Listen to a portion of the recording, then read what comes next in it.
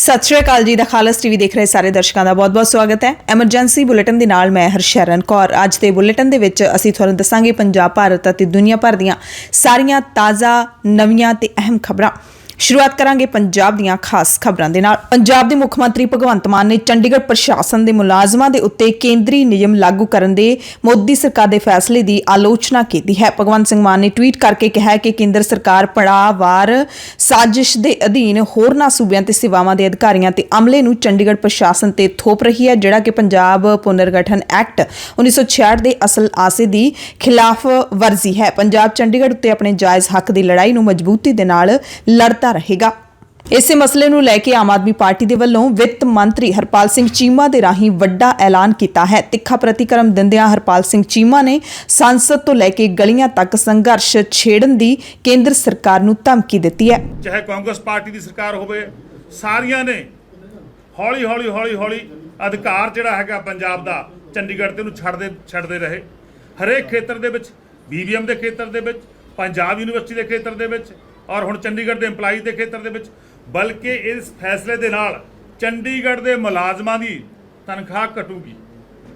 चंडीगढ़ के मुलाजमां नूं फायदा नहीं होना, उन्हें तनख्वाह घटूगी। सो ये लोक विरोधी फैसला गा। आम आदमी पार्टी इहदा पुरजोर विरोध करदी आ, पंजाब सरकार इहदा पुरजोर विरोध करदी आ। बिल्कुल असीं बड़ी जल्दी जिहड़ा प्रोग्राम उलीकांगे और इस फैसले के खिलाफ संसद तो लैके गलियां तक जाके, सड़क तक जाके असीं अंदोलन करांगे। आम आदमी पार्टी और पंजाब के हितों को प्रोटैक्ट करके रखूगी। पंजाब के नाल केंद्र सरकार दे नाल कोई भी समझौता नहीं करांगे। लोक विरोधी फैसले का डट के आम आदमी पार्टी लोकां दे विच भी, सरकार के लैवल ते भी विरोध करांगे। सूबे दे विच मसला हुण पूरा पख गया है। श्रोमणी अकाली दल ने पंजाब के मुख मंत्री भगवंत सिंह मान ते सूबे के मसलिਆਂ ਨੂੰ गंभीरता नाल ना लैण दा दोष लाया है ਅਤੇ ਸਰਬ ਪਾਰਟੀ ਮੀਟਿੰਗ ਸੱਦਣ ਦੀ ਮੰਗ ਕਰ ਦਿੱਤੀ ਹੈ। ਜਿਹੜੀ ਮੈਨੇਜਮੈਂਟ ਦੇ ਵਿੱਚ ਸਥਾਈ ਮੈਂਬਰਸ਼ਿਪ ਖੋਹੀ ਗਈ ਪੰਜਾਬ ਦੀ, ਉਸ ਮਸਲੇ ਨੂੰ ਜੇ ਮਾਨਯੋਗ ਮੁੱਖ ਮੰਤਰੀ ਪੰਜਾਬ ਦੇਸ਼ ਦੇ ਪ੍ਰਧਾਨ ਮੰਤਰੀ ਜੀ ਨੂੰ ਪਹਿਲੀ ਮਿਲਣੀ ਦੇ ਸਮੇਂ ਜ਼ੋਰ ਨਾਲ ਰੱਖਦੇ, BBMP ਦੀ ਸਥਾਈ ਮੈਂਬਰਸ਼ਿਪ ਦਾ ਮਾਮਲਾ ਜੇ ਮਾਨਯੋਗ ਪ੍ਰਧਾਨ ਮੰਤਰੀ ਜੀ ਕੋ ਪਹਿਲੀ ਮਿਲਣੀ ਦੇ ਵਿੱਚ ਉਠਾਇਆ ਹੁੰਦਾ ਤਾਂ ਕੱਲ੍ਹ ਗ੍ਰਹਿ ਮੰਤਰੀ ਜੀ ਸ਼ਾਇਦ ਇਹ ਪੰਜਾਬ ਦੇ ਹੱਕਾਂ ਤੇ ਡਾਕਾ ਮਾਰਨ ਵਾਲਾ ਬਿਆਨ ਨਾ ਦਾਗਦੇ, ਫੈਸਲਾ ਨਾ ਕਰਦੇ। ਮਾਨਯੋਗ ਮੁੱਖ ਮੰਤਰੀ ਜੀ ਦੀ ਵੱਲੋਂ ਚੁੱਪ ਵੱਟਣਾ, ਉਹਨਾਂ ਵੱਲੋਂ ਇਸ ਪੰਜਾਬ ਦੇ ਅਹਿਮ ਮੁੱਦੇ ਤੇ ਨਾ ਬੋਲਣਾ, ਕੇਂਦਰ ਦੇ ਨੋਟਿਸ ਵਿੱਚ ਨਾ ਲਿਆਉਣਾ, ਕੇਂਦਰ ਨੂੰ ਸੂਬੇ ਦੇ ਅਧਿਕਾਰ ਖੇਤਰ ਵਿੱਚ ਦਖਲ ਦੇਣ ਲਈ ਉਤਸ਼ਾਹਿਤ ਕਰਦਾ। ਔਰ ਸਾਡਾ ਇਹ ਵੀ ਦੋਸ਼ ਆ ਵੀ ਕਿਤੇ ਨਾ ਕਿਤੇ ਮਾਨਯੋਗ ਮੁੱਖ ਮੰਤਰੀ ਪੰਜਾਬ केजरीवाल साहब की नाराजगी तो डरते ये अहम मुद्दा ना उठा सके पहली मिलनी ते। ना SYL का मुद्दा उठाया, ना तो विधान सभा च उठाया, ना प्रधानमंत्री जी को मिलनी के समय उठाया।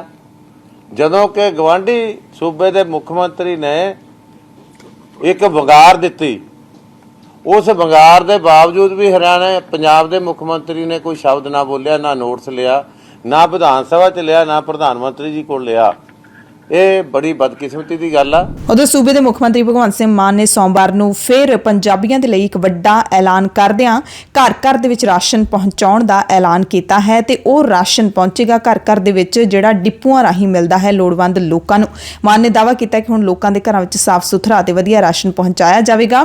ਦੁਨੀਆ ਕਹਿੰਦੇ ਡਿਜੀਟਲ ਹੋ ਚੁੱਕੀ ਹੈ, ਫਿਰ ਵੀ ਸਾਡੇ ਮੁਲਕ ਦੇ ਵਿੱਚ ਆਜ਼ਾਦੀ ਦੇ 75 ਵਰ੍ਹੇ ਬੀਤਣ ਦੇ ਬਾਵਜੂਦ ਗਰੀਬ ਅਤੇ ਆਮ ਲੋਕਾਂ ਨੂੰ ਆਪਣੇ ਹਿੱਸੇ ਦਾ ਰਾਸ਼ਨ ਲੈਣ ਲਈ ਰਾਸ਼ਨ ਡਿਪੂਆਂ ਤੇ ਲੰਮੀਆਂ ਲਾਈਨਾਂ ਦੇ ਵਿੱਚ ਖੜਨਾ ਪੈਂਦਾ ਹੈ। ਉਹਨਾਂ ਕਿਹਾ ਕਿ ਆਮ ਆਦਮੀ ਪਾਰਟੀ ਦੀ ਸਰਕਾਰ ਨੇ ਘਰ ਤੱਕ ਰਾਸ਼ਨ ਪਹੁੰਚਾਉਣ ਦੇ ਲਈ door step delivery of ration scheme ਸ਼ੁਰੂ ਕੀਤੀ ਹੈ। ਇਸ ਸਕੀਮ ਦੇ ਤਹਿਤ ਅਧਿਕਾਰੀ ਲੋਕਾਂ ਨੂੰ ਫੋਨ ਕਰਕੇ ਉਹਨਾਂ ਦੇ ਘਰ ਤੱਕ ਰਾਸ਼ਨ ਪਹੁੰਚਾਉਣਗੇ। ਸਕੀਮ ਦੇ ਵਿੱਚ ਡਿਪੂ ਤੋਂ ਖੁਦ ਕਣਕ ਲਿਆਉਣ ਦੀ ਛੋਟ ਵੀ ਦਿੱਤੀ ਜਾਏਗੀ। ਉਹਨਾਂ ਦਾਅਵਾ ਕੀਤਾ ਕਿ ਹੁਣ ਦਿੱਲੀ ਦੀ ਤਰਜ਼ ਤੇ ਪੰਜਾਬ 'ਚ ਵੀ ਘਰ ਬੈਠੇ ਸਾਫ਼ ਅਤੇ ਵਧੀਆ ਰਾਸ਼ਨ ਮੁਹੱਈਆ ਕਰਵਾਇਆ ਜਾਵੇਗਾ। ਅਸੀਂ ਹੁਣ ਤੁਹਾਡੇ ਘਰ ਤੱਕ ਰਾਸ਼ਨ ਪਹੁੰਚਾਵਾਂਗੇ।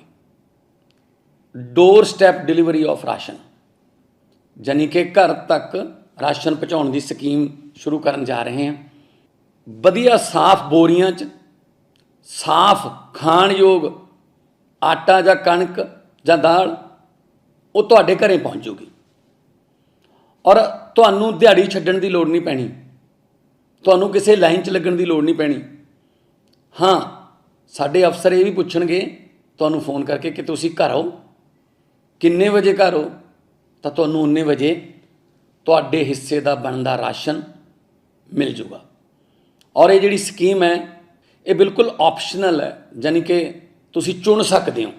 ਜੇ ਰਾਸ਼ਨ ਡਿਪੂ ਤੁਹਾਡੇ ਬਿਲਕੁਲ ਨੇੜੇ ਹੈ ਤਾਂ ਤੁਸੀਂ ਕਹਿ ਸਕਦੇ ਹੋ ਕਿ ਮੈਨੂੰ ਕੋਈ ਪ੍ਰੋਬਲਮ ਨਹੀਂ, ਮੈਨੂੰ ਕੋਈ ਸਮੱਸਿਆ ਨਹੀਂ, ਮੈਂ ਰਾਸ਼ਨ ਡਿਪੂ ਤੋਂ ਆਪਣਾ ਜਿਹੜਾ ਹਿੱਸੇ ਦਾ ਰਾਸ਼ਨ ਲੈ ਕੇ ਆ ਸਕਦਾ, ਤਾਂ ਤੁਸੀਂ ਉਹ ਵੀ ਕਰ ਸਕਦੇ ਹੋ। ਅਤੇ ਰਾਸ਼ਨ ਡਿਪੂ 'ਤੇ ਕੋਈ ਤੋਲ, ਕੋਈ ਨਾਪ 'ਚ ਕੋਈ ਕਮੀ ਹੈ, ਉਹਦੇ ਬਾਰੇ ਸਾਨੂੰ ਦੱਸਿਓ। ਸੋ ਇਸ ਸਕੀਮ ਨਾਲ ਤੁਹਾਡਾ ਬਣਦਾ ਹੱਕ ਤੁਹਾਡੇ ਦੇਹਲੀ 'ਤੇ, ਤੁਹਾਡੇ ਡੋਰ 'ਤੇ, ਤੁਹਾਡੇ ਦਰਵਾਜ਼ੇ 'ਤੇ ਤੁਹਾਨੂੰ ਮਿਲੂਗਾ।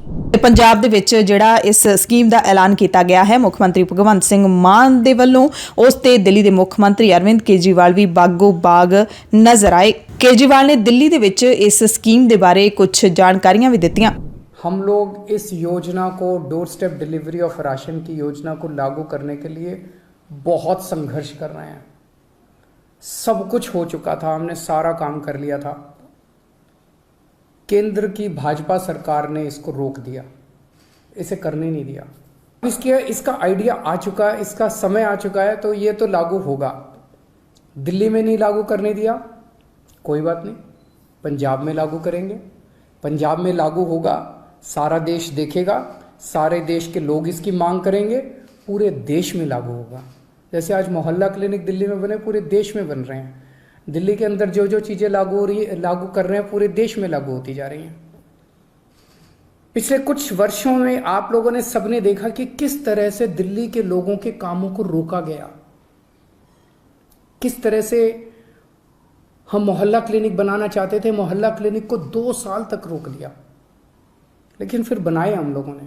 सीसीटीवी कैमरे पूरी दिल्ली में लगाना चाहते थे, उनको 3 साल तक फाइल रोक दी केंद्र ने। स्कूल बनाना चाहते हैं, उनको रोका जाता है। अस्पताल बनाना चाहते हैं, उनको रोकने की कोशिश की जाती है। पिछले 75 साल से इस देश के लोगों को रोका गया, हर कदम पे रोका गया। लोग आगे बढ़ना चाहते हैं, लोग विकास करना चाहते हैं, लोग प्रगति करना चाहते हैं, उन्हें रोका जाता है। इस देश के लोग बहुत अच्छे हैं, इस देश के लोग बहुत इंटेलिजेंट है, इस देश के लोगों में बहुत टैलेंट है, इस देश के लोग तरक्की करना चाहते हैं, लेकिन उनको 75 साल से रोका जा रहा है। लेकिन अब लोग रुकने वाले नहीं हैं, अब लोगों ने ठान लिया, अब लोग खड़े हो गए हैं। ਸੋ ਭਾਵੇਂ ਪੰਜਾਬ ਦੇ ਵਿੱਚ ਆਮ ਆਦਮੀ ਪਾਰਟੀ ਦੀ ਸਰਕਾਰ ਲੋਕਾਂ ਦੇ ਲਈ ਵੱਡੇ ਵੱਡੇ ਐਲਾਨ ਕਰ ਰਹੀ ਹੈ, ਪਰ ਇੱਕ ਮਸਲੇ ਤੇ ਘਿਰਦੀ ਵੀ ਨਜ਼ਰ ਆ ਰਹੀ ਹੈ। 10 ਮਾਰਚ ਨੂੰ ਚੋਣਾਂ ਜਿੱਤਣ ਤੋਂ ਬਾਅਦ ਜਦੋਂ ਆਮ ਆਦਮੀ ਪਾਰਟੀ ਦੇ ਵੱਡੇ ਲੀਡਰਾਂ ਭਗਵੰਤ ਮਾਨ ਅਤੇ ਅਰਵਿੰਦ ਕੇਜਰੀਵਾਲ ਦੀ ਅਗਵਾਈ ਦੇ ਵਿੱਚ ਜੇਤੂ ਜਲੂਸ ਕੱਢਿਆ ਸੀ ਗੁਰੂ ਕੀ ਨਗਰੀ ਅੰਮ੍ਰਿਤਸਰ ਦੇ ਵਿੱਚ, ਤਾਂ ਉੱਥੇ ਜਿਹੜੀਆਂ ਬੱਸਾਂ ਆਈਆਂ ਸੀ ਵੱਖ-ਵੱਖ ਜ਼ਿਲ੍ਹਿਆਂ ਦੇ ਵਿੱਚੋਂ, ਉਹਨਾਂ ਦਾ ਕਿਰਾਇਆ ਕਿਹਨੇ ਤਾਰਿਆ ਸੀ, ਇਸ ਬਾਰੇ ਆਰਟੀਆਈ ਦਾਖਲ ਕੀਤੀ ਫਰੀਦਕੋਟ ਤੋਂ ਡਾਕਟਰ ਜੀਵਨਜੋਤ ਕੌਰ ਨੇ। ਸੂਚਨਾ ਦੇ ਅਧਿਕਾਰ ਤਹਿਤ ਜੋ ਉਹਨਾਂ ਨੇ ਜਾਣਕਾਰੀ ਮੰਗੀ ਸੀ, ਉਸ ਦਾ ਜਵਾਬ ਹੁਣ ਫਰੀਦਕੋਟ ਦੇ ਡਿਪਟੀ ਕਮਿਸ਼ਨਰ ਦਫ਼ਤਰ ਨੇ ਦੇ ਦਿੱਤਾ। ਸਵਾਲ ਪੁੱਛਿਆ ਗਿਆ ਸੀ ਕਿ ਕਿੰਨੀਆਂ ਸਰਕਾਰੀ ਬੱਸਾਂ, ਕਿੰਨੇ ਪੈਸੇ ਕਿੱਥੋਂ ਆਏ ਤੇ ਕਿਸ ਦਫ਼ਤਰ ਕੋਲ ਜਮ੍ਹਾਂ ਕਰਵਾਏ ਗਏ, ਤੇ ਆਰਟੀਆਈ ਦੀ ਜਾਣਕਾਰੀ ਡਾਕਟਰ ਜੀਵਨਜੋਤ ਕੌਰ ਨੂੰ ਦੇ ਦਿੱਤੀ ਗਈ ਹੈ। ਤੇ ਆਰਟੀਆਈ ਰਾਹੀਂ ਖੁਲਾਸਾ ਹੋਇਆ ਹੈ ਕਿ ਜੋ ਆਮ ਆਦਮੀ ਪਾਰਟੀ ਦੀ ਸਰਕਾਰ ਨੇ ਬੱਸਾਂ ਅਰੇਂਜ ਕੀਤੀਆਂ ਸੀ, ਉਹਨਾਂ ਬੱਸਾਂ ਦਾ ਕਿਰਾਇਆ ਉਹਨਾਂ ਨੇ ਪਾਰਟੀ ਫੰਡ ਦੇ ਵਿੱਚੋਂ ਨਹੀਂ, ਬਲਕਿ ਪੰਜਾਬ ਦੇ ਸਰਕਾਰੀ ਖਜ਼ਾਨੇ ਦੇ ਵਿੱਚੋਂ ਇਹ ਕਿਰਾਇਆ ਭਰਿਆ ਗਿਆ ਹੈ। ਸਾਫ਼ ਤੌਰ ਤੇ ਲਿਖਿਆ ਦਿਖਦਾ ਹੈ ਕਿ 67,000 ਰੁਪਏ ਉਪ ਮੰਡਲ ਮੈਜਿਸਟ੍ਰੇਟ ਫਰੀਦਕੋਟ, ਉਸ ਤੋਂ ਬਾਅਦ 66,500 ਮੈਜਿਸਟ੍ਰੇਟ ਕੋਟਕਪੂਰਾ ਤੇ ਜੈਤੋ 66,500 ਰੁਪਏ ਇਹਨਾਂ ਸਾਰਿਆਂ ਨੇ ਤਾਰੇ ਨੇ, ਤੇ ਕੁੱਲ ਜੋੜ 2 ਲੱਖ ਰੁਪਏ ਬਣਦਾ ਹੈ। ਤੇ ਇਹ ਵੀ ਤੁਹਾਨੂੰ ਦੱਸ ਦਿੰਦੇ ਹਾਂ ਕਿ ਇਹਦੇ ਵਿੱਚ ਸਿਰਫ ਉਹ ਬੱਸਾਂ ਦਾ ਖਰਚਾ ਹੀ ਸ਼ਾਮਿਲ ਨਹੀਂ ਹੈ ਜਿਹੜੀਆਂ ਕਿ ਰੋਡ ਸ਼ੋਅ ਦੇ ਵਿੱਚ ਸ਼ਾਮਿਲ ਹੋਈਆਂ ਸੀ, ਬਲਕਿ ਇਹਦੇ ਵਿੱਚ ਪੂਰਾ ਲਿਖਿਆ ਹੋਇਆ ਹੈ ਕਿ ਪੰਜਾਬ ਵਿਧਾਨ ਸਭਾ ਦੀਆਂ ਚੋਣਾਂ ਉਪਰੰਤ ਨਵੀਂ ਬਣਨ ਵਾਲੀ ਸਰਕਾਰ ਦੇ ਵੱਲੋਂ ਖਟਕੜ ਕਲਾਂ ਦੇ ਵਿੱਚ ਸਹੁੰ ਚੁੱਕਣ ਦੇ ਸਮਾਗਮ ਦੇ ਪ੍ਰਬੰਧ ਲਈ ਨਵੇਂ ਬਣਨ ਵਾਲੇ ਪੰਜਾਬ ਦੇ ਮਾਨਯੋਗ ਮੁੱਖ ਮੰਤਰੀ ਜੀ ਅਤੇ ਨਵੇਂ ਬਣੇ ਐਮਐਲਏ ਸਾਹਿਬਾਨਾਂ ਦੇ ਵੱਲੋਂ ਸ਼੍ਰੀ ਦਰਬਾਰ ਸਾਹਿਬ ਅੰਮ੍ਰਿਤਸਰ ਵਿਖੇ ਮੱਥਾ ਟੇਕਣ ਜਾਣ ਤੇ ਕੀਤੇ ਜਾਣ ਵਾਲੇ ਪ੍ਰਬੰਧਾਂ ਲਈ ਤੇ ਬਾਕੀ ਰਹਿੰਦੇ 22 ਜ਼ਿਲ੍ਹਿਆਂ ਦੇ ਵਿੱਚੋਂ ਵੱਲੋਂ ਇਸ ਸਮਾਗਮ ਵਿੱਚ ਸ਼ਾਮਿਲ ਹੋਣ ਲਈ ਟਰਾਂਸਪੋਰਟ ਤੇ ਹੋਣ ਵਾਲੇ ਖਰਚੇ ਲਈ ਸਮੂਹ ਕਮਿਸ਼ਨਰਾਂ ਦੇ ਵਿੱਚ ਅਲਾਟਮੈਂਟ ਦੀ ਵੰਡ ਕੀਤੀ ਗਈ ਹੈ। ਤੇ ਮਾਨਯੋਗ ਕਮਿਸ਼ਨਰ ਫਰੀਦਕੋਟ ਮੰਡਲ ਫਰੀਦਕੋਟ ਪਾਸੋਂ ਪ੍ਰਾਪਤ ਹੋਈ ਅਲਾਟਮੈਂਟ ਦੀ ਵੰਡ ਆਪ ਨੂੰ ਹੇਠ ਲਿਖੇ ਅਨੁਸਾਰ ਕੀਤੀ ਜਾਂਦੀ ਹੈ। ਯਾਨੀ ਕਿ ਇਹ ਜਿਹੜਾ ਖਰਚਾ ਹੈ ਉਹ ਸਿਰਫ ਫਰੀਦਕੋਟ ਜ਼ਿਲ੍ਹੇ ਦਾ ਹੈ, ਤੇ ਬਾਕੀ ਜ਼ਿਲ੍ਹਿਆਂ ਦਾ ਖਰਚਾ ਤੁਸੀਂ ਸੋਚ ਸਕਦੇ ਹੋ ਕਿੰਨਾ ਹੋਇਆ ਹੋਵੇਗਾ। ਇੱਕ ਹੋਰ ਕਾਪੀ ਵੀ ਮਿਲ ਗਈ ਹੈ ਜਿਸ ਦੇ ਵਿੱਚ ਫਰੀਦਕੋਟ ਦਾ 2 ਲੱਖ ਖਰਚਾ, ਬਠਿੰਡਾ ਦਾ 2 ਲੱਖ ਖਰਚਾ ਤੇ ਮਾਨਸਾ ਡਿਪਟੀ ਕਮਿਸ਼ਨਰ ਦਾ 2 ਲੱਖ ਦਾ ਖਰਚਾ ਅਲਾਟ ਕੀਤਾ ਗਿਆ ਹੈ। ਇਹਨਾਂ ਬਜਟ ਜਿਹੜਾ ਅਲਾਟ ਕੀਤਾ ਗਿਆ ਹੈ ਤੇ ਕੁੱਲ ਰਾਸ਼ੀ ਇਹਨਾਂ ਤਿੰਨੇ ਜ਼ਿਲ੍ਹਿਆਂ ਦੀ 6 ਲੱਖ ਰੁਪਏ ਬਣਦੀ ਹੈ। ਬਹੁਜਨ ਸਮਾਜ ਪਾਰਟੀ ਦੀ ਸੁਪਰੀਮੋ ਮਾਇਆਵਤੀ ਨੇ ਪੰਜਾਬ ਦੇ ਵਿੱਚ ਬਸਪਾ ਜਥੇਬੰਦੀ ਭੰਗ ਕਰਨ ਦਾ ਐਲਾਨ ਕਰ ਦਿੱਤਾ ਹੈ। ਹਾਲਾਂਕਿ ਜਸਵੀਰ ਸਿੰਘ ਗੜੀ ਪੰਜਾਬ ਦੇ ਵਿੱਚ ਪਾਰਟੀ ਦੇ ਪ੍ਰਧਾਨ ਬਣੇ ਰਹਿਣਗੇ। ਸੋਮਵਾਰ ਨੂੰ ਪੰਜਾਬ ਦੇ ਨਵੇਂ ਬਣੇ ਮੰਤਰੀ ਲਾਲ ਚੰਦ ਕਟਾਰੂ ਚੱਕ ਨੇ ਵੀ ਨਵੇਂ ਐਲਾਨ ਕੀਤੇ। ਜੰਗਲਾਤ ਮਹਿਕਮੇ ਦੇ ਲਈ ਜਾਰੀ ਕੀਤਾ ਹੈਲਪਲਾਈਨ ਨੰਬਰ ਵੀ ਤੁਹਾਨੂੰ ਦੱਸ ਦਿੰਦੇ ਹਾਂ, 180018023223 ਇਹ ਜੰਗਲਾਤ ਮਹਿਕਮੇ ਦੇ ਵਾਸਤੇ ਹੈਲਪਲਾਈਨ ਨੰਬਰ ਜਾਰੀ ਕੀਤਾ ਗਿਆ ਹੈ। ਛੋਟੇ ਕਿਸਾਨਾਂ ਦੀ ਮਦਦ ਲਈ ਐਪ ਵੀ ਲਾਂਚ ਕੀਤੀ ਗਈ ਹੈ ਜਿੱਥੇ ਕਿਸਾਨ ਬੜੀ ਆਸਾਨੀ ਦੇ ਨਾਲ ਸ਼ਿਕਾਇਤ ਦਰਜ ਕਰਵਾ ਸਕਦੇ ਨੇ। ਜੰਗਲ ਮਾਫੀਆ ਤੇ ਅੱਖ ਰੱਖਣ ਤੇ ਅਗਜ਼ਰੀ ਦੀਆਂ ਘਟਨਾਵਾਂ ਨੂੰ ਰੋਕਣ ਲਈ ਡਰੋਨ ਲਾਂਚ ਕੀਤਾ ਗਿਆ ਹੈ। ਕੈਬਨਿਟ ਮੰਤਰੀ ਦੇ ਵੱਲੋਂ ਕੈਲੰਡਰ ਵੀ ਜਾਰੀ ਕੀਤਾ ਗਿਆ ਹੈ। ਜੰਗਲ ਦੇ ਖੇਤਰ ਨੂੰ ਵਧਾਉਣ ਲਈ ਲੱਕੜ ਮੰਡੀ ਦੀ ਤਜਵੀਜ਼ ਪੇਸ਼ ਕੀਤੀ ਗਈ ਹੈ। ਖਾਸ ਕਰਕੇ ਕੰਢੀ ਦੇ ਅੰਦਰ ਜਿਹੜੇ ਜੰਗਲਾਂ ਦੀ ਬੂਟਿਆਂ ਦੀ ਕਟਾਈ ਲਈ ਲੋਕਾਂ ਨੂੰ ਖੱਜਲ ਖੁਆਰੀ ਦੇਖਣ ਨੂੰ ਮਿਲਦੀ ਹੈ। ਦਫ਼ਤਰਾਂ ਦੇ ਅੰਦਰ ਜਿਹੜਾ ਉਹਨਾਂ ਨੂੰ ਮਤਲਬ ਬਾਰ-ਬਾਰ ਗੇੜੇ ਕੱਢਣੇ ਪੈਂਦੇ ਆ। ਖਾਸ ਕਰਕੇ ਜਿਹੜੇ ਛੋਟੇ ਕਿਸਾਨ ਨੇ ਜਿਨ੍ਹਾਂ ਕੋਲ ਛੋਟੀ ਕਿਸਾਨੀ ਆ, ਥੋੜੇ ਬੂਟੇ ਆ, ਤਾਂ ਕਈ ਵਾਰੀ ਉਹ ਨਿਰਾਸ਼ਾ ਦੇ ਵਿੱਚੋਂ ਬਹਿ ਜਾਂਦੇ ਆ। ਅਸੀਂ ਉਹ ਐਪ ਅੱਜ ਲਾਂਚ ਕੀਤੀ ਆ, ਉੱਥੇ ਬਹਿ ਕੇ ਉਹ ਆਪਣਾ ਜਿਹੜਾ ਮੁੱਦਾ ਹੈ ਉਹਨਾਂ ਦਾ ਉਹ ਤੇ ਲੋਡ ਕਰਕੇ ਉਹ ਦੱਸ ਸਕਦੇ ਆ ਤੇ ਸਾਡੇ ਅਧਿਕਾਰੀ ਉਹਨਾਂ ਦੀ ਮਦਦ ਕਰਨਗੇ ਜਿਹੜੇ ਖੱਜਲ ਖੁਆਰੀ ਤੋਂ ਮਤਲਬ ਉਹਨਾਂ ਦੀ ਬਚਾਅ ਹੋਵੇ। ਇੱਕ ਅਸੀਂ ਅੱਜ ਡਰੋਨ ਜਿਹੜੀ ਨਵੀਂ ਤਕਨੀਕ ਦੇ ਆਧਾਰ ਤੇ ਕੁਝ ਐਸੇ ਏਰੀਏ ਆ ਜਿੱਥੇ ਜਾਣਾ ਕਈ ਵਾਰੀ ਔਖਾ ਲੱਗਦਾ, ਵੈਸੇ ਤਾਂ ਜਾ ਰਹੇ ਆ ਸਾਡੇ ਮੁਲਾਜ਼ਮ, ਸਾਡੇ ਅਫੀਸਰ ਸਾਰੇ। ਅਸੀਂ ਉਹ ਡਰੋਨ ਜਿਹੜਾ ਹੈ ਉਹ ਅੱਜ ਲਾਂਚ ਕੀਤਾ, ਜਿਹੜਾ ਜੰਗਲਾਂ ਦੀ ਜਿਹੜੀ ਚੋਰੀ, ਜੰਗਲ ਮਾਫੀਆ ਆਪਾਂ ਕਹਿ ਸਕਦੇ ਆ, ਜਿਹੜਾ ਮਾਫੀਆ ਤਾਂ ਇਸ ਵੇਲੇ ਪੰਜਾਬ ਦੇ ਅੰਦਰ ਹਰ ਖਿੱਤੇ 'ਚ ਹੀ ਉਹਨੇ ਆਪਣੇ ਪੈਰ ਪਸਾਰੇ ਆ। ਉਹਨੂੰ ਦੇਖਣ ਦੇ ਲਈ ਅਸੀਂ ਅੱਜ ਉਹ ਡਰੋਨ ਵੀ ਲਾਂਚ ਕੀਤਾ। ਕੱਲਾ ਇਹੀ ਨਹੀਂ ਹੈ, ਉਸ ਖਿੱਤੇ ਦੇ ਅੰਦਰ ਕੋਈ ਜਾਨਵਰ ਤੜਫ ਰਿਹਾ, ਸਾਨੂੰ ਉਹਦੀ ਵੀ ਜਿਹੜੀ ਆ ਉਹ ਡਿਮਾਰਕੇਸ਼ਨ ਸਾਨੂੰ ਮਿਲ ਜੇਗੀ। ਹੁਣ ਗੱਲ ਕਰਦੇ ਹਾਂ ਪੰਜਾਬ ਦੇ ਬੇਰੁਜ਼ਗਾਰਾਂ ਦੀ। ਵੱਖ-ਵੱਖ ਵਿਭਾਗਾਂ ਦੇ ਵਿੱਚ ਭਰਤੀ ਹੋਣ ਦੇ ਚਾਹਵਾਨ ਬੇਰੁਜ਼ਗਾਰ ਨੌਜਵਾਨ ਮੁੱਖ ਮੰਤਰੀ ਭਗਵੰਤ ਸਿੰਘ ਮਾਨ ਨੂੰ ਆਪਣਾ ਮੰਗ ਪੱਤਰ ਸੌਂਪਣ ਦੇ ਲਈ ਚੰਡੀਗੜ੍ਹ ਦੇ ਸੈਕਟਰ 2 ਵਿਖੇ ਸਵੇਰੇ 7 ਵਜੇ ਹੀ ਪਹੁੰਚ ਗਏ। ਸੋਮਵਾਰ ਨੂੰ ਬੇਰੁਜ਼ਗਾਰ ਨੌਜਵਾਨਾਂ ਦੇ ਕਰੀਬ 8 ਗਰੁੱਪ ਇਹਦੇ ਵਿੱਚ ਸ਼ਾਮਿਲ ਹੋਏ ਜੋ ਆਪਣੀਆਂ ਮੰਗਾਂ ਮੁੱਖ ਮੰਤਰੀ ਅੱਗੇ ਰੱਖਣਾ ਚਾਹੁੰਦੇ ਸੀ, ਪਰ ਕਿਸੇ ਕਾਰਨ ਕਰਕੇ ਉਹਨਾਂ ਦੀ ਮੁਲਾਕਾਤ ਮੁੱਖ ਮੰਤਰੀ ਨਾਲ ਨਹੀਂ ਹੋ ਸਕੀ।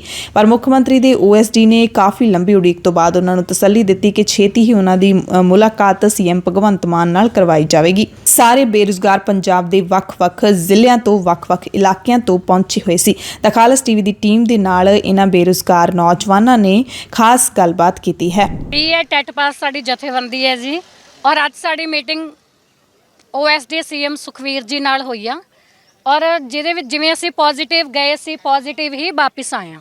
ਉਹ ਸਾਨੂੰ ਇੱਕ ਵਿਸ਼ਵਾਸ ਦਿੱਤਾ ਗਿਆ ਕਿ ਆਉਂਦੇ ਕੁਝ ਦਿਨਾਂ ਤੱਕ ਤੁਹਾਡੀ ਮੀਟਿੰਗ CM ਸਾਹਿਬ ਨਾਲ ਵੀ ਕਰਵਾਵਾਂਗੇ ਤੇ ਜੋ ਸਾਡਾ ਮਸਲਾ ਸੀ ਪੋਸਟਾਂ ਦਾ ਵਾਧੇ ਦਾ ਮਸਲਾ ਜ਼ਰੂਰ ਹੱਲ ਕਰਾਂਗੇ। ਪਿਛਲੇ 5 ਸਾਲ ਤੋਂ ਹੀ, ਜਦੋਂ ਤੋਂ ਕਾਂਗਰਸ ਸਰਕਾਰ ਸੱਤਾ ਦੇ ਵਿੱਚ ਆਈ ਸੀ, ਅਸੀਂ ਉਦੋਂ ਤੋਂ ਹੀ 5 ਸਾਲਾਂ ਤੋਂ ਸੜਕਾਂ ਤੇ ਆ। ਉਦੋਂ ਤੋਂ ਹੀ ਪੰਜਾਬ ਦੇ ਬੇਰੁਜ਼ਗਾਰ BA ਟੈਟ ਪਾਸ ਜਥੇਬੰਦੀ ਸੜਕਾਂ ਤੇ ਹੀ ਡਾਂਗਾ ਖਾ ਰਹੀ ਆ, ਟੈਂਕੀਆਂ ਟਾਵਰਾਂ ਤੇ ਚੜ੍ਹ ਆ, ਪਰ ਸਾਨੂੰ ਰੁਜ਼ਗਾਰ ਨਹੀਂ ਦਿੱਤਾ ਗਿਆ ਹੈਗਾ। ਉਦੋਂ ਪਹਿਲਾਂ ਕੈਪਟਨ ਅਮਰਿੰਦਰ ਸਿੰਘ ਜੀ ਨੇ ਇੱਕ ਵਾਅਦਾ ਕਰਿਆ ਸੀ ਘਰ ਨੌਕਰੀ ਦਾ, ਘਰ ਨੌਕਰੀ ਕਿਸੇ ਨੂੰ ਨਹੀਂ ਦਿੱਤੀ।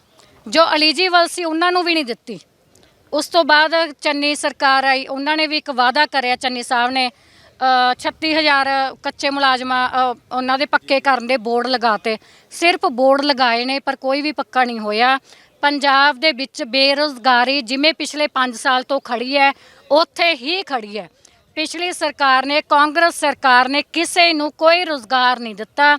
ਪਿਛਲੇ 5 ਸਾਲ ਤੋਂ ਬੇਰੁਜ਼ਗਾਰ ਇਹਨਾਂ ਕਾਂਗਰਸੀ ਮੰਤਰੀਆਂ ਦੀਆਂ ਕੋਠੀਆਂ ਦੇ ਅੱਗੇ ਡਾਂਗਾ ਹੀ ਖਾਣ ਜੋਗੇ ਰਹੇ ਨੇ, ਪਰ ਇਹਨਾਂ ਨੇ ਕਿਸੇ ਨੂੰ ਕੋਈ ਰੁਜ਼ਗਾਰ ਨਹੀਂ ਦਿੱਤਾ। ਹੜਤਾਲ ਦੀ ਗੱਲ ਕਰ ਲਈਏ ਤਾਂ ਕੇਂਦਰੀ ਟ੍ਰੇਡ ਯੂਨੀਅਨਾਂ ਨੇ 2 ਦਿਨਾਂ ਦੀ ਵਿਸ਼ਵ ਵਿਆਪੀ ਹੜਤਾਲ ਕੀਤੀ ਹੈ, ਜਿਹੜੀ ਸੋਮਵਾਰ ਨੂੰ ਸ਼ੁਰੂ ਹੋ ਗਈ ਹੈ, ਮੰਗਲਵਾਰ ਤੱਕ ਚੱਲੇਗੀ ਤੇ ਇਸ ਹੜਤਾਲ ਦਾ ਅਸਰ ਬੈਂਕਿੰਗ ਸੇਵਾਵਾਂ ਤੇ ਵੀ ਨਜ਼ਰ ਆਇਆ। ਹੜਤਾਲ ਕਰਕੇ ਬੈਂਕ ਮੁਲਾਜ਼ਮਾਂ ਦਾ ਇੱਕ ਵਰਗ ਕੰਮ ਤੇ ਨਹੀਂ ਪਹੁੰਚਿਆ, ਹਾਲਾਂਕਿ ਪ੍ਰਾਈਵੇਟ ਸੈਕਟਰ ਦੇ ਬੈਂਕ ਆਮ ਵਾਂਗੂ ਖੁੱਲ੍ਹੇ ਰਹੇ।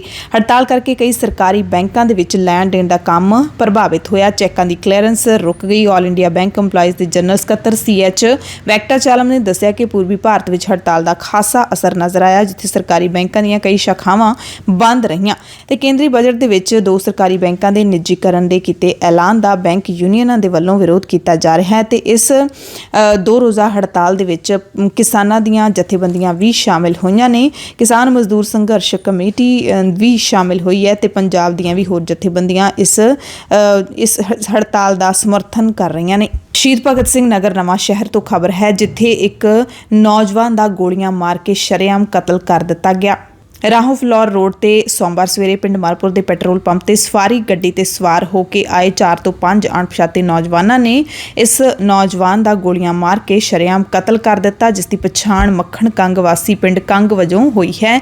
ਨੌਜਵਾਨ ਦੀ ਉਮਰ 35 ਤੋਂ 38 ਸਾਲ ਦੇ ਦਰਮਿਆਨ ਦੱਸੀ ਗਈ ਹੈ। ਮੱਖਣ ਕੰਗ ਆਪਣੇ ਘਰੋਂ ਦੁੱਧ ਚੋ ਕੇ ਆਪਣੇ ਸਹੁਰੇ ਪਿੰਡ ਗਰਚੇ ਜਾ ਰਿਹਾ ਸੀ ਤੇ ਰਾਹ ਦੇ ਵਿੱਚ ਪਿੰਡ ਮਾਲਪੁਰ ਤੇ ਪੈਟਰੋਲ ਪੰਪ ਤੇ ਰੁਕਿਆ ਤਾਂ ਉੱਥੇ ਪਹਿਲਾਂ ਤੋਂ ਹੀ ਸਵਾਰੀ ਗੱਡੀ ਵਿੱਚ ਸਵਾਰ ਅਣਪਛਾਤਿਆਂ ਨੇ ਉਸ ਤੇ ਅੰਨ੍ਹੇਵਾਹ ਗੋਲੀਆਂ ਚਲਾ ਦਿੱਤੀਆਂ।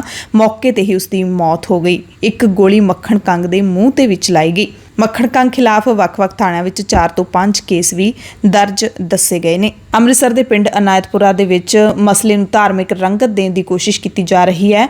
ਸਿੱਖ ਮੁਸਲਮਾਨ ਮੁੱਦਾ ਬਣਾਉਣ ਦੀ ਕੋਸ਼ਿਸ਼ ਕੀਤੀ ਜਾ ਰਹੀ ਹੈ। ਹਾਲਾਤ ਉੱਥੇ ਨਾਜ਼ੁਕ ਦੱਸੇ ਜਾ ਰਹੇ ਨੇ। ਇਸ ਦਰਮਿਆਨ ਅਲਾਇੰਸ ਆਫ ਸਿੱਖ ਆਰਗੇਨਾਈਜੇਸ਼ਨਸ ਦੇ ਵੱਲੋਂ ਪਰਮਪਾਲ ਸਿੰਘ ਅਤੇ ਸ਼ਾਹੀ ਇਮਾਮ ਸਾਹਿਬ ਦੇ ਵੱਲੋਂ ਨੁਮਾਇੰਦੇ ਮੁਸਤਕੀਨ ਦੀ ਅਗਵਾਈ ਦੇ ਵਿੱਚ SSP ਅੰਮ੍ਰਿਤਸਰ ਦੇ ਨਾਲ ਮੁਲਾਕਾਤ ਕੀਤੀ ਗਈ ਹੈ, ਗੱਲਬਾਤ ਕੀਤੀ ਗਈ ਹੈ। ਹਾਲਾਂਕਿ ਇਸ ਮੁਲਾਕਾਤ ਦੇ ਜ਼ਿਆਦਾ ਵੇਰਵੇ ਹਾਲੇ ਸਾਹਮਣੇ ਨਹੀਂ ਆ ਸਕੇ ਨੇ। ਮੁਲਾਕਾਤ ਤੋਂ ਪਹਿਲਾਂ ਪਤਾ ਲੱਗਿਆ ਸੀ ਕਿ 2 ਪੱਖਾਂ ਤੇ ਗੱਲਬਾਤ ਕੀਤੇ ਜਾਣ ਦੀ ਜਾਣਕਾਰੀ ਦਿੱਤੀ ਗਈ ਸੀ। 302 ਦੇ ਪਰਚੇ ਵਿੱਚ ਨਾਮਜ਼ਦ ਨਜਾਇਜ਼ ਵਿਅਕਤੀਆਂ ਦੀ ਗ੍ਰਿਫਤਾਰੀ ਤੇ ਰੋਕ ਲਾਉਣ ਦੀ ਮੰਗ ਕੀਤੀ ਜਾਣੀ ਸੀ। ਨਵੇਂ ਸਿਰਿਓਂ ਜਾਂਚ ਦੀ ਮੰਗ ਤੇ ਬੇਕਸੂਰ ਵਿਅਕਤੀਆਂ ਦੇ ਪਰਚੇ ਵਿੱਚੋਂ ਬਾਹਰ ਕੱਢੇ ਜਾਣ ਦੀ ਮੰਗ ਵੀ ਕੀਤੀ ਗਈ ਹੈ। ਇਸ ਦੇ ਨਾਲ ਹੀ ਇਸ ਪਿੰਡ ਦੇ ਸਾਰੇ ਵਸਨੀਕਾਂ ਨੂੰ ਆਪੋ ਆਪਣੇ ਘਰਾਂ ਦੇ ਵਿੱਚ ਰਹਿਣ ਦੀ ਇਜਾਜ਼ਤ ਦੇਣ ਦੀ ਵੀ ਇਸ ਮੀਟਿੰਗ ਦੇ ਵਿੱਚ ਮੰਗ ਕੀਤੀ ਹੈ ਦੋਵੇਂ ਧਰਮਾਂ ਦੇ ਨੁਮਾਇੰਦਿਆਂ ਨੇ। ਮਹਿੰਗਾਈ ਦੇ ਨਾਲ ਜੁੜੀ ਖਬਰ ਉਹੀ ਆ ਰਹੀ ਹੈ ਜਿਹੜੀ ਕਿ ਰੋਜ਼ਾਨਾ ਆਉਂਦੀ ਹੈ। ਪੈਟਰੋਲ ਤੇ ਡੀਜ਼ਲ ਦੇ ਭਾਅ ਸੋਮਵਾਰ ਨੂੰ ਫਿਰ ਤੋਂ ਵਧਾ ਦਿੱਤੇ ਗਏ ਨੇ। ਇੱਕ ਹਫ਼ਤੇ ਦੇ ਵਿੱਚ ਲਗਾਤਾਰ 6 ਵਾਰੀ ਵਾਧਾ ਕੀਤਾ ਗਿਆ ਹੈ। ਪੈਟਰੋਲ ਦਾ ਭਾਅ 31 ਪੈਸੇ ਤੇ ਡੀਜ਼ਲ ਦਾ ਭਾਅ 35 ਪੈਸੇ ਪ੍ਰਤੀ ਲੀਟਰ ਵਧਾ ਦਿੱਤਾ ਗਿਆ। ਬੀਜੇਪੀ ਲੀਡਰ ਪ੍ਰਮੋਦ ਸਾਵੰਤ ਨੇ ਪ੍ਰਧਾਨ ਮੰਤਰੀ ਨਰਿੰਦਰ ਮੋਦੀ ਦੀ ਮੌਜੂਦਗੀ ਦੇ ਵਿੱਚ ਸੋਮਵਾਰ ਨੂੰ ਲਗਾਤਾਰ ਦੂਸਰੀ ਵਾਰੀ ਗੋਆ ਦੇ ਮੁੱਖ ਮੰਤਰੀ ਵਜੋਂ ਸਹੁੰ ਚੁੱਕ ਲਈ ਹੈ। ਪ੍ਰਧਾਨ ਮੰਤਰੀ ਮੋਦੀ ਦੇ ਨਾਲ-ਨਾਲ ਕੇਂਦਰੀ ਮੰਤਰੀ ਨਿਤਿਨ ਗਡਕਰੀ, ਬੀਜੇਪੀ ਦੇ ਕੌਮੀ ਪ੍ਰਧਾਨ JP ਨੱਡਾ ਅਤੇ ਹਿਮਾਚਲ ਪ੍ਰਦੇਸ਼ ਦੇ ਰਾਜਪਾਲ ਰਾਜਿੰਦਰ ਅਰਲੇਕਰ ਤੇ ਹੋਰ ਵੱਡੇ ਲੀਡਰ ਇਸ ਸਹੁੰ ਚੁੱਕ ਸਮਾਗਮ ਦੇ ਵਿੱਚ ਸ਼ਾਮਿਲ ਹੋਏ। ਉਧਰ ਯੂਪੀ ਦੇ ਵਿੱਚ ਮੁੱਖ ਮੰਤਰੀ ਵਜੋਂ ਸਹੁੰ ਚੁੱਕਣ ਤੋਂ ਬਾਅਦ ਹੁਣ ਯੋਗੀ ਆਦਿੱਤਿਆਨਾਥ ਨੇ ਉੱਤਰ ਪ੍ਰਦੇਸ਼ ਵਿਧਾਨ ਸਭਾ ਦੇ ਮੈਂਬਰ ਵਜੋਂ ਸਹੁੰ ਚੁੱਕੀ। ਯੋਗੀ ਤੋਂ ਬਾਅਦ ਅਖਿਲੇਸ਼ ਯਾਦਵ, ਜਿਨ੍ਹਾਂ ਨੂੰ ਵਿਰੋਧੀ ਧਿਰ ਦੇ ਲੀਡਰ ਵਜੋਂ ਨਾਮਜ਼ਦ ਕੀਤਾ ਗਿਆ ਹੈ, ਉਹਨਾਂ ਨੇ ਵੀ ਵਿਧਾਇਕ ਵਜੋਂ ਹਲਫ ਲਿਆ। ਇਸ ਦਰਮਿਆਨ ਤਸਵੀਰ ਸਾਹਮਣੇ ਆਈ ਹੈ ਜਿਸ ਦੇ ਵਿੱਚ ਆਦਿੱਤਿਆਨਾਥ, ਯੋਗੀ ਅਤੇ ਅਖਿਲੇਸ਼ ਯਾਦਵ ਵਿਧਾਨ ਸਭਾ ਦੇ ਵਿੱਚ ਇੱਕ ਦੂਸਰੇ ਦੇ ਨਾਲ ਹੱਥ ਮਿਲਾਉਂਦੇ ਨਜ਼ਰ ਆ ਰਹੇ ਨੇ। ਲੋਕ ਸਭਾ ਤੋਂ ਇੱਕ ਜਾਣਕਾਰੀ ਤੁਹਾਨੂੰ ਅਜਿਹੀ ਦਿੰਨੇ ਆ ਜਿਹੜੀ ਕਿਸਾਨਾਂ ਦੇ ਜ਼ਖਮਾਂ ਤੇ ਲੂਣ ਜ਼ਰੂਰ ਛਿੜਕੇਗੀ। ਉਹ ਚਿਹਰਾ ਲੋਕ ਸਭਾ ਦੇ ਵਿੱਚ ਗੂੰਜਿਆ ਹੈ ਜਿਸ ਨੂੰ ਅਹੁਦੇ ਤੋਂ ਬਰਖਾਸਤ ਕਰਨ ਦੀ ਕਿਸਾਨ ਲਗਾਤਾਰ ਮੰਗ ਕਰ ਰਹੇ ਨੇ। ਨਾਮ ਹੈ ਅਜੇ ਮਿਸ਼ਰਾ ਟੇਨੀ। ਕੇਂਦਰੀ ਗ੍ਰਹਿ ਰਾਜ ਮੰਤਰੀ ਅਜੇ ਮਿਸ਼ਰਾ ਟੇਨੀ ਨੇ ਲੋਕ ਸਭਾ ਦੇ ਵਿੱਚ ਫੌਜਦਾਰੀ ਪ੍ਰਕਿਰਿਆ ਬਿੱਲ ਪੇਸ਼ ਕੀਤਾ। ਵਿਰੋਧੀ ਧਿਰ ਦੀ ਮੰਗ ਤੇ ਹੋਈ VOTING ਦੌਰਾਨ 120 ਮੈਂਬਰਾਂ ਨੇ ਬਿੱਲ ਦੇ ਹੱਕ ਵਿੱਚ ਅਤੇ 58 ਨੇ ਵਿਰੋਧ ਦੇ ਵਿੱਚ ਵੋਟਾਂ ਪਾਈਆਂ। ਹੁਣ ਕੁਝ ਖਬਰਾਂ ਤੁਹਾਨੂੰ ਰੂਸ ਯੂਕਰੇਨ ਯੁੱਧ ਦੇ ਨਾਲ ਜੁੜੀਆਂ ਦੱਸ ਦਿੰਦੇ ਆ। ਯੂਕਰੇਨ ਤੇ ਰੂਸ ਦੇ ਹਮਲੇ ਤੋਂ 1 ਮਹੀਨੇ ਬਾਅਦ ਵੀ ਦੋਵਾਂ ਦੇਸ਼ਾਂ ਦੇ ਵਿਚਾਲੇ ਜੰਗ ਲਗਾਤਾਰ ਜਾਰੀ ਹੈ। ਹਾਲਾਤ ਨਾਜ਼ੁਕ ਹੁੰਦੇ ਜਾ ਰਹੇ ਨੇ। ਯੂਕਰੇਨ ਦੀ ਫੌਜ ਨੇ ਇਸ ਦਰਮਿਆਨ ਦਾਅਵਾ ਕੀਤਾ ਹੈ ਕਿ ਰੂਸੀ ਫੌਜਾਂ ਪਿੱਛੇ ਹਟੀਆਂ ਨੇ। ਯੂਕਰੇਨ ਨੇ ਇਹ ਵੀ ਜਾਣਕਾਰੀ ਨਸ਼ਰ ਕੀਤੀ ਹੈ ਕਿ ਰੂਸ ਦੇ ਵੱਲੋਂ ਕੀਤੇ ਜਾ ਰਹੇ ਹਮਲੇ ਦੇ ਦਰਮਿਆਨ ਯੂਕਰੇਨ ਨੂੰ ਹੁਣ ਤੱਕ $564 ਬਿਲੀਅਨ ਤੋਂ ਵੱਧ ਦਾ ਨੁਕਸਾਨ ਹੋਇਆ ਹੈ। ਇਹ ਨੁਕਸਾਨ ਲੜਾਈ ਦੇ ਵਿੱਚ ਬੁਨਿਆਦੀ ਢਾਂਚੇ ਦਾ ਨੁਕਸਾਨ ਹੈ। ਇਹਦੇ ਵਿੱਚ ਆਰਥਿਕ ਵਿਕਾਸ ਅਤੇ ਹੋਰ ਕਾਰਨਾਂ ਕਰਕੇ ਹੋਇਆ ਨੁਕਸਾਨ ਸ਼ਾਮਿਲ ਹੈ। ਇਹ ਵੀ ਦੱਸਿਆ ਗਿਆ ਕਿ ਲੜਾਈ ਕਾਰਨ 8000 ਕਿਲੋਮੀਟਰ ਯਾਨੀ ਕਿ 4970 ਮੀਲ ਸੜਕਾਂ ਤੇ 10 ਮਿਲੀਅਨ ਵਰਗ ਮੀਟਰ ਘਰਾਂ ਨੂੰ ਨੁਕਸਾਨ ਪਹੁੰਚਿਆ ਹੈ, ਜਿਨ੍ਹਾਂ ਨੂੰ ਤਬਾਹ ਕਰ ਦਿੱਤਾ ਗਿਆ ਹੈ। ਇਸ ਦਰਮਿਆਨ ਰੂਸੀ ਬੁਲਾਰੇ ਦੀ ਜਾਣਕਾਰੀ ਸਾਹਮਣੇ ਆਈ ਹੈ। ਰਿਪੋਰਟਾਂ ਦੇ ਮੁਤਾਬਿਕ ਯੂਕਰੇਨ ਤੇ ਰੂਸ ਵਿਚਾਲੇ ਆਮੋ ਸਾਹਮਣੇ ਗੱਲਬਾਤ ਇਸ ਹਫ਼ਤੇ ਹੋ ਸਕਦੀ ਹੈ। ਰੂਸੀ ਰਾਸ਼ਟਰਪਤੀ ਦੇ ਬੁਲਾਰੇ ਦਮਿਤਰੀ ਪੇਸਕੋਵ ਨੇ ਇਸ ਦੀ ਜਾਣਕਾਰੀ ਦਿੰਦਿਆਂ ਦੱਸਿਆ ਕਿ ਮੰਗਲਵਾਰ ਨੂੰ ਗੱਲਬਾਤ ਸ਼ੁਰੂ ਹੋ ਸਕਦੀ ਹੈ। ਰੂਸੀ ਵਫਦ ਸੋਮਵਾਰ ਨੂੰ ਤੁਰਕੀ ਦੇ ਲਈ ਰਵਾਨਾ ਹੋਣ ਦੀ ਉਹਨਾਂ ਨੇ ਜਾਣਕਾਰੀ ਦਿੱਤੀ, ਜੋ ਗੱਲਬਾਤ ਦੀ ਮੇਜ਼ਬਾਨੀ ਕਰੇਗਾ। ਉਧਰ ਯੂਕਰੇਨ ਦੇ ਸ਼ਹਿਰ ਮਾਰੀਉਪੋਲ ਦੇ ਮੇਅਰ ਨੇ ਸ਼ਹਿਰ ਨੂੰ ਪੂਰੀ ਤਰ੍ਹਾਂ ਖਾਲੀ ਕਰਨ ਦੀ ਅਪੀਲ ਕੀਤੀ ਹੈ। ਬੰਦਰਗਾਹ ਵਾਲੇ ਇਸ ਸ਼ਹਿਰ ਦੇ ਵਿੱਚ ਲਗਭਗ 1.5 ਲੱਖ ਤੋਂ ਵੱਧ ਲੋਕ ਫਸੇ ਹੋਏ ਨੇ। ਉਹਨਾਂ ਦੇ ਕੋਲ ਬਿਜਲੀ, ਪਾਣੀ ਤੇ ਦਵਾਈਆਂ ਦੀ ਸਹੂਲਤ ਨਹੀਂ ਹੈ। ਸ਼ਹਿਰ ਦੇ ਮੇਅਰ ਮੁਤਾਬਿਕ 26 ਬੱਸਾਂ ਲੋਕਾਂ ਨੂੰ ਸੁਰੱਖਿਅਤ ਬਾਹਰ ਕੱਢਣ ਦੇ ਲਈ ਤਿਆਰ ਨੇ, ਪਰ ਰੂਸੀ ਫੌਜਾਂ ਨਾਗਰਿਕਾਂ ਨੂੰ ਸੁਰੱਖਿਅਤ ਰਾਹ ਨਹੀਂ ਮੁਹੱਈਆ ਕਰਵਾ ਰਹੀਆਂ। ਤੇ ਗੱਲਬਾਤ ਦੀ ਇਸ ਚਰਚਾ ਦੇ ਦਰਮਿਆਨ ਯੂਕਰੇਨ ਦੇ ਰਾਸ਼ਟਰਪਤੀ ਵੋਲੋਦੀਮੀਰ ਜ਼ੈਲੈਂਸਕੀ ਨੇ ਵੀ ਕਿਹਾ ਕਿ ਉਹ ਯੂਕਰੇਨ ਨਿਊਟਰਲ ਸਟੇਟਸ ਦੇ ਲਈ ਤਿਆਰ ਨੇ। ਰਾਜਧਾਨੀ ਕੀਵ ਤੋਂ ਵੀ ਖਬਰ ਮਿਲੀ ਹੈ, ਉੱਥੋਂ ਦੇ ਮੇਅਰ ਨੇ ਐਲਾਨ ਕੀਤਾ ਹੈ ਕਿ ਸੋਮਵਾਰ ਤੋਂ ਬੱਚਿਆਂ ਦੇ ਆਨਲਾਈਨ ਸਕੂਲ ਸ਼ੁਰੂ ਕਰ ਦਿੱਤੇ ਗਏ ਨੇ। ਮੇਅਰ ਨੇ ਦੱਸਿਆ ਹੈ ਕਿ ਇਹਨਾਂ ਹਾਲਾਤਾਂ ਵਿੱਚ ਸਿੱਖਿਆ ਦੇ ਤਰੀਕਿਆਂ ਨੂੰ ਜ਼ਰੂਰ ਬਦਲਿਆ ਜਾਏਗਾ, ਪਰ ਬੱਚਿਆਂ ਦੀ ਪੜ੍ਹਾਈ ਦਾ ਹੋਰ ਨੁਕਸਾਨ ਨਾ ਹੋਵੇ, ਇਸ ਲਈ ਆਨਲਾਈਨ ਪੜ੍ਹਾਈ ਸ਼ੁਰੂ ਕੀਤੀ ਜਾਏਗੀ। ਉਹਨਾਂ ਕਿਹਾ ਕਿ ਰੂਸ ਸਾਨੂੰ ਡਰਾਉਣ ਦੀ ਕੋਸ਼ਿਸ਼ ਕਰ ਰਿਹਾ ਹੈ, ਪਰ ਅਸੀਂ ਡਰਨ ਵਾਲੇ ਨਹੀਂ ਹਾਂ। ਦਰਅਸਲ ਯੁੱਧ ਦਰਮਿਆਨ ਸਕੂਲਾਂ ਨੂੰ ਉੱਥੇ ਬੰਦ ਕਰ ਦਿੱਤਾ ਗਿਆ ਸੀ। ਸਕੂਲ, ਕਾਲਜ, ਯੂਨੀਵਰਸਿਟੀਆਂ ਸਭ ਕੁਝ ਯੂਕਰੇਨ ਦੇ ਵਿੱਚ ਬੰਦ ਹੈ। ਉਧਰ ਅਮਰੀਕਾ ਦੇ ਲਾਸ ਐਂਜਲਸ ਦੇ ਵਿੱਚ ਹੋ ਰਹੇ ਆਸਕਰ ਪੁਰਸਕਾਰ ਸਮਾਰੋਹ ਦੇ ਵਿੱਚ ਵੀ ਹਾਲੀਵੁੱਡ ਸਿਤਾਰਿਆਂ ਨੇ ਯੂਕਰੇਨ ਦਾ ਸਮਰਥਨ ਕੀਤਾ ਹੈ। ਹਾਲੀਵੁੱਡ ਅਦਾਕਾਰ ਸੀਨ ਪੇਨ ਦੇ ਵੱਲੋਂ ਅਕੈਡਮੀ ਨੂੰ ਯੂਕਰੇਨ ਦੇ ਰਾਸ਼ਟਰਪਤੀ ਨੂੰ ਬੋਲਣ ਦੀ ਇਜਾਜ਼ਤ ਦੇਣ ਦੀ ਅਪੀਲ ਕੀਤੀ ਹੈ। ਤੇ ਦੋਵਾਂ ਮੁਲਕਾਂ ਵਿਚਾਲੇ ਜੰਗ ਕਾਰਨ ਹਜ਼ਾਰਾਂ ਲੋਕ ਯੂਕਰੇਨ ਦੇ ਚਰਨਹੀਵ ਸ਼ਹਿਰ ਦੇ ਵਿੱਚ ਫਸੇ ਹੋਏ ਨੇ। ਚਰਨਹੀਵ ਦੇ ਗਵਰਨਰ ਵਲਾਦਿਸਲਾਵ ਨੇ ਦੱਸਿਆ ਕਿ ਸੁਰੱਖਿਅਤ ਨਿਕਲਣ ਦੀ ਇੱਥੇ ਕੋਈ ਥਾਂ ਨਹੀਂ ਬਚੀ ਹੈ। ਇਸੇ ਤਰ੍ਹਾਂ ਪਿਛਲੇ ਦਿਨੀ ਜਿਵੇਂ ਯੂਕਰੇਨ ਦੇ ਰਾਸ਼ਟਰਪਤੀ ਵੋਲੋਦੀਮੀਰ ਜ਼ੈਲੈਂਸਕੀ ਨੇ ਪੂਰੀ ਦੁਨੀਆ ਨੂੰ ਅਪੀਲ ਕੀਤੀ ਸੀ ਕਿ ਦੁਨੀਆ ਭਰ ਦੇ ਲੋਕ ਸਾਡੇ ਸਮਰਥਨ ਦੇ ਵਿੱਚ ਨਿਤਰਨ, ਤਾਂ ਦੁਨੀਆ ਭਰ ਵਿੱਚ ਰੂਸ ਦੇ ਵਿਰੋਧ ਅਤੇ ਯੂਕਰੇਨ ਦੇ ਸਮਰਥਨ ਵਿੱਚ ਵੱਡੀ ਗਿਣਤੀ ਵਿੱਚ ਲੋਕ ਉਤਰ ਰਹੇ ਨੇ। ਚਿਲੀ ਦੀ ਤਸਵੀਰ ਤੁਸੀਂ ਦੇਖ ਸਕਦੇ ਹੋ, ਜਿੱਥੇ ਲੋਕਾਂ ਨੇ ਸੂਰਜਮੁਖੀ ਦੇ ਫੁੱਲਾਂ ਨੂੰ ਹੱਥ ਵਿੱਚ ਫੜ ਕੇ ਪ੍ਰਦਰਸ਼ਨ ਕੀਤਾ। ਅਮਰੀਕਾ ਦੇ ਵਿੱਚ ਯੂਕਰੇਨ ਦੇ ਸਮਰਥਨ ਵਿੱਚ ਲੋਕ ਮੂਹਰੇ ਆਏ ਨੇ। ਲਿਬਨਾਨ ਦੇ ਵਿੱਚ ਵੀ ਯੂਕਰੇਨ ਦੇ ਸਮਰਥਨ ਵਿੱਚ ਪ੍ਰਦਰਸ਼ਨਕਾਰੀਆਂ ਨੇ ਰੋਸ ਮੁਜ਼ਾਹਰਾ ਕੀਤਾ। ਇਸੇ ਤਰ੍ਹਾਂ ਬਰਤਾਨੀਆ ਦੇ ਲੰਡਨ ਵਿੱਚ ਯੂਕਰੇਨ ਦੇ ਝੰਡੇ ਨੂੰ ਕੱਪੜੇ ਵਾਂਗ ਲਪੇਟ ਕੇ ਲੋਕ ਯੂਕਰੇਨ ਦੇ ਸਮਰਥਨ ਵਿੱਚ ਵੱਡੀ ਗਿਣਤੀ ਵਿੱਚ ਉਤਰੇ। ਐਮਰਜੈਂਸੀ ਬੁਲੇਟਿਨ ਦੇ ਵਿੱਚ ਤੁਹਾਡੇ ਸਭ ਤੋਂ ਇਜਾਜ਼ਤ ਚਾਹੁੰਦੇ ਹਾਂ। ਧੰਨਵਾਦ।